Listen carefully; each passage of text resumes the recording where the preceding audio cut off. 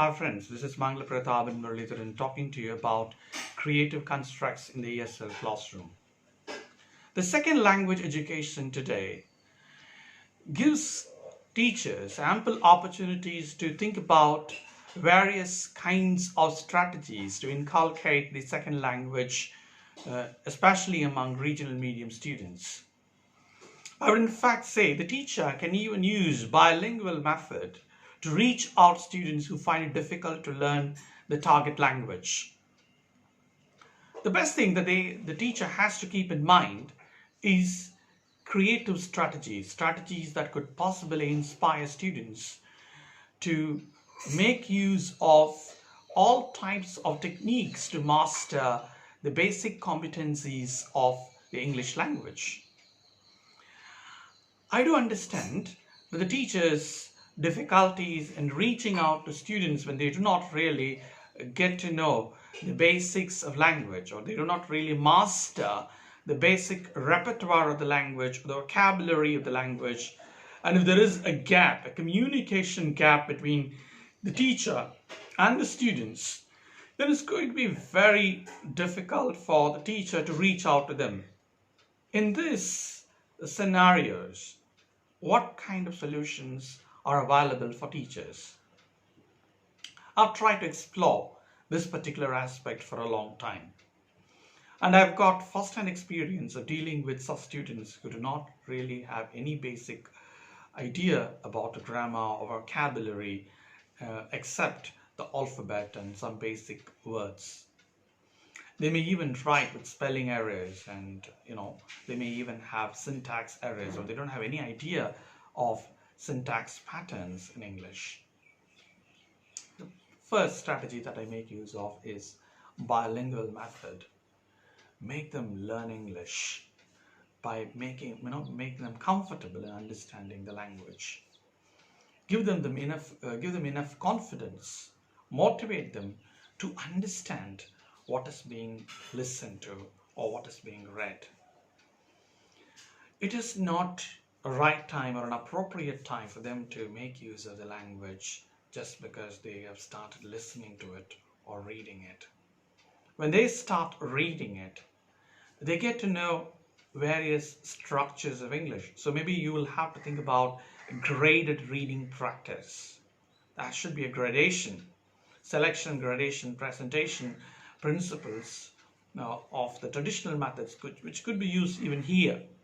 What should we do with the students? Students could be asked to read very easy, simple English available. Maybe you can ask them to read stories, especially the stories which are used to train children, for example.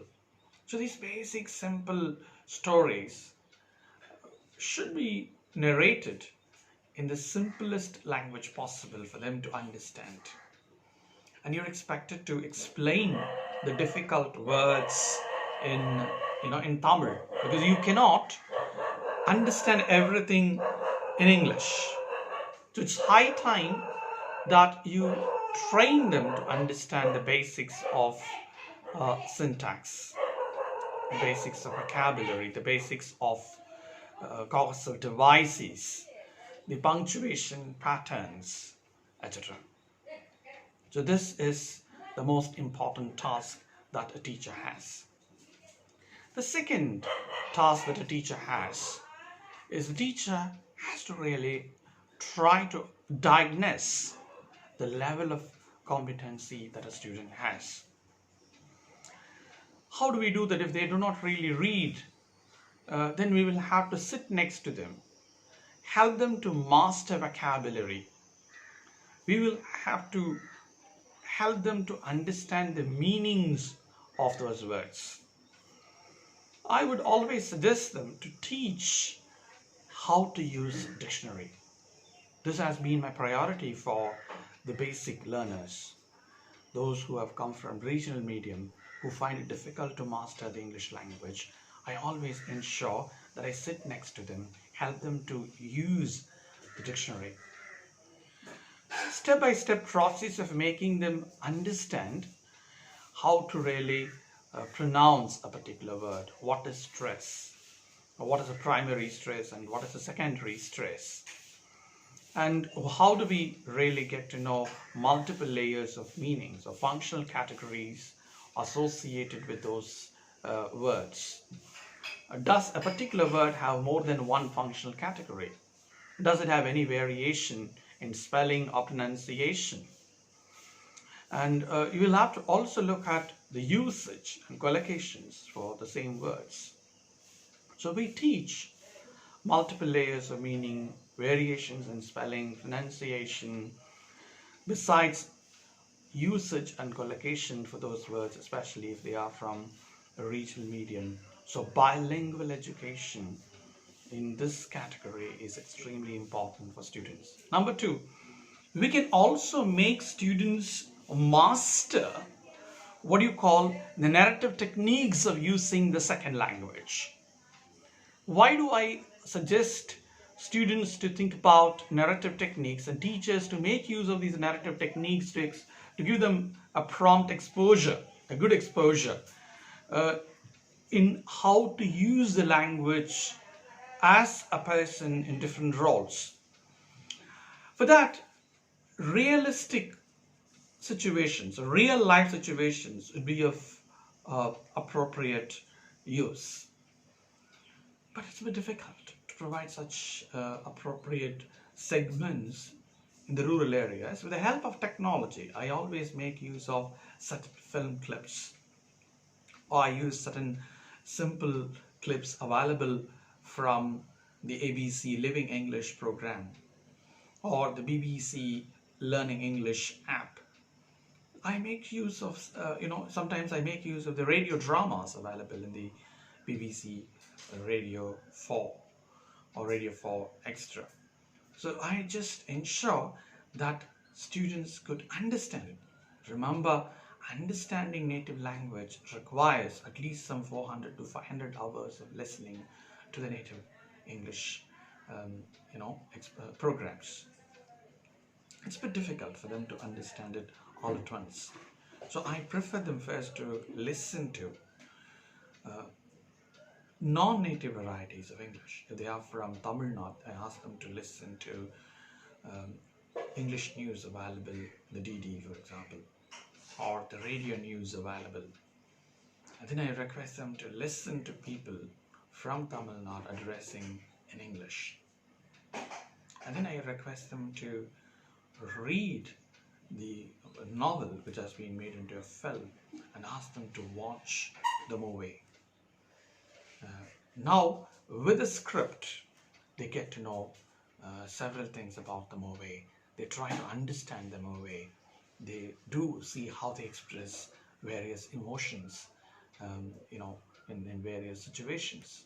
So the divergent situations used in the movie could be a great help for students to master various functions, communicative functions of the language.